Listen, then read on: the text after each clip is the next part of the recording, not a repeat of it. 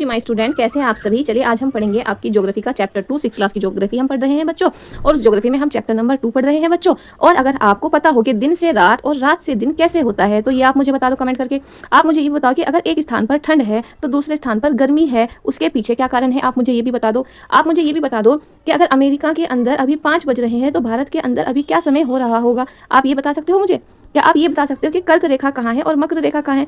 कर्क रेखा और मकर रेखा कहाँ पर है बच्चों, क्या आपको पता है ये कर्क रेखा और मकर रेखा कहाँ है। क्या आपको ये पता है कि गोलार्ध किन्हें कहा जाता है। अगर आपको ये सब नहीं पता है प्यारे बच्चों तो आपको बिल्कुल बिल्कुल मैं समझाने वाली हूँ यहीं पर आसान भाषा में और सरल शब्दों में। ठीक है बच्चों, तो आपका जो चैप्टर 2 है उसमें हम क्वेश्चन नंबर 1 को करते हैं। और क्वेश्चन नंबर 1 को आप अच्छे से पढ़िएगा, तब आपको समझ में आ जाएगा कि आप क्या पढ़ने जा रहे हैं। आपका चैप्टर 2 है 6 क्लास में अक्षांश और देशांतर।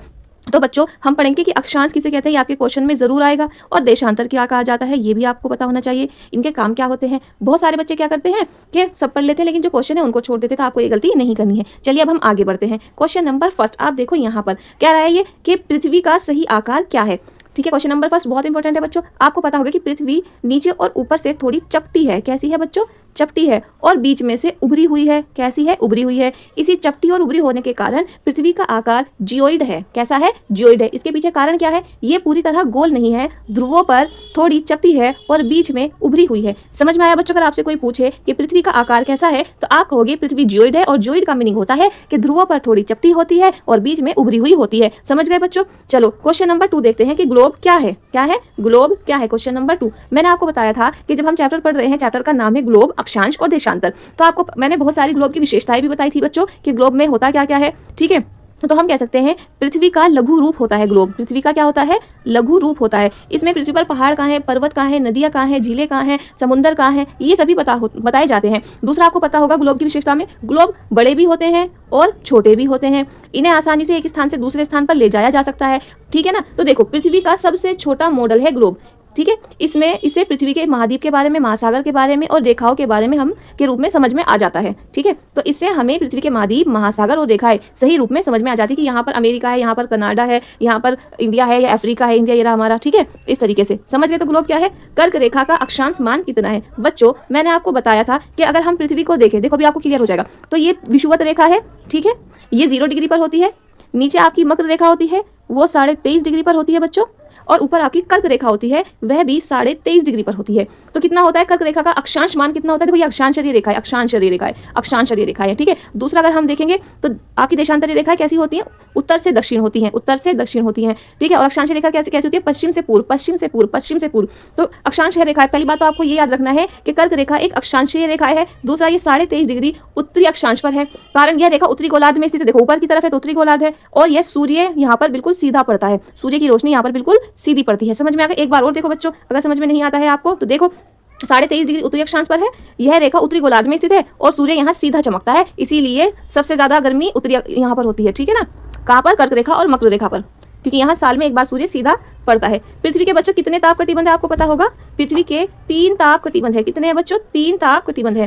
ठीक है, यानी कितने टेम्परेचर जोन है। ठीक है, कितने टेम्परेचर जोन है तो आपको पता होगा उष्ण। उष्ण का मीनिंग बच्चों मैंने आपको बताया था कि गर्मी वाले स्थान, गर्मी कहाँ पर होती है, या तो कर्क रेखा पर या फिर मकर रेखा पर होती है। शीत कटिबंध यानी कि ठंडा, जहां पर बहुत ज्यादा ठंड होती है, एक ये है। समशीतोष्ण कटिबंध जहां पर मौसम बदलता रहता है। समझ गए कि पृथ्वी के 3 कटिबंध है, 3 टेम्परेचर जोन है। उष्ण यानी कि गर्मी, शीत यानी कि आपका ठंडक, और समशीतोष्ण यानी जहां पर मौसम बदलता रहता है। कारण देखते हैं हम इनके पीछे क्या कारण है। आपको यहाँ पता लगना चाहिए कि कारण क्या है। सूर्य की किरणें अलग अलग क्षेत्रों में अलग अलग कोण बनाती है। देखो यहाँ अगर आप देखो ये आपकी अक्षांशीय रेखाएं हैं।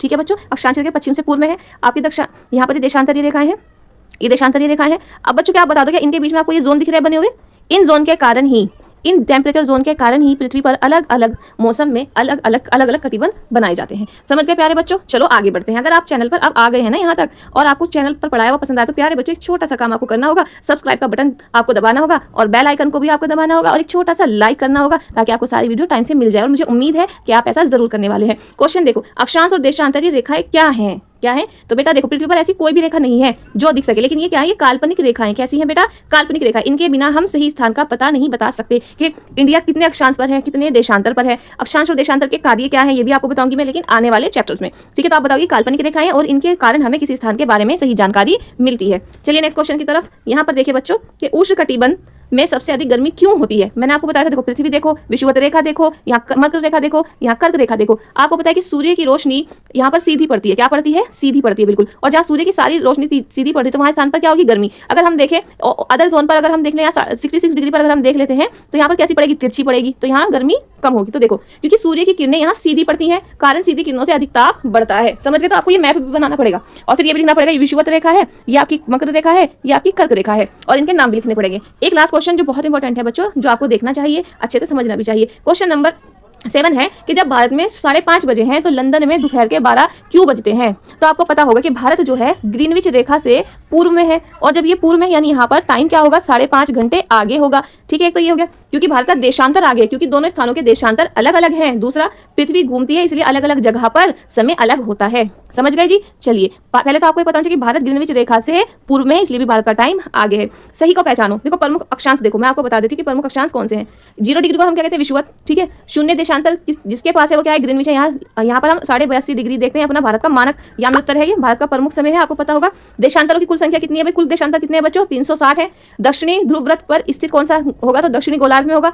ग्रिड किसका जाल है? अक्षांश और देशांतर। मैंने आपको बताया था कि ऐसे ये अक्षांश जा रहे हैं आपके, ये देशांतर आ रहे हैं, अक्षांश और देशांतर के मध्य ग्रिड बनाए जाते हैं। समझे बच्चों? अब देखो खाली स्थान आपके आ गए, यहाँ पर खाली स्थान आ गए, तो खाली स्थानों को भी हम देख लेते हैं एक बार। मकर रेखा 23.5 डिग्री दक्षिण में स्थित है। देखो ये रही पृथ्वी, विषुवत रेखा, कर्क रेखा, मकर रेखा। अगर ये दक्षिण में है तो 23.5 डिग्री दक्षिण में है, और ये उत्तर में है कर्क रेखा, तो 23.5 डिग्री उत्तर में। भारत का मानक समय कितना है भाई? 82.5 डिग्री पूर्वी देशांतर से लिया गया है, ये आपको याद होना चाहिए। 0 डिग्री अक्षांश को विषुवत कहते हैं, ये 0 डिग्री देशांतर है, इसको विषुवत रेखा कहते हैं। देशांतर के बीच की दूरी पूर्व से पश्चिम की ओर बढ़ती है। यदि अगर हम देशांतरों की बात करें, ऐसे देशांतर है ना, पूर्व से पश्चिम के बीच बात करें तो दूरी इनकी घटती है। ठीक है, उत्तर ध्रुव वृत्त उत्तरी गोलार्ध में, उत्तरी ध्रुव वृत्त कहाँ पर है? उत्तरी गोलार्ध में। दक्षिण ध्रुव वृत्त दक्षिणी गोलार्ध में है बच्चों। समझ गए आप या नहीं समझे? चलो अब हम आपको देखते हैं कुछ चीजें जो आपको याद होगी या नहीं। चलो आज के लिए इतना ही, लेकिन अभी आप क्या करने वाले हैं? जाकर चैनल पर ये बताएंगे आप मेरी वीडियो कहाँ से देख रहे हैं, कहाँ से देख रहे हो। एक प्यारा सा कमेंट, आप सब मुझे अपना नाम बताना कि आप सबका नाम क्या है। ठीक है, थैंक यू सो मच प्यारे बच्चों, पढ़ते रहो मेहनत से, मैं आपके साथ हूँ और इसी तरह से आगे बढ़ते रहेंगे।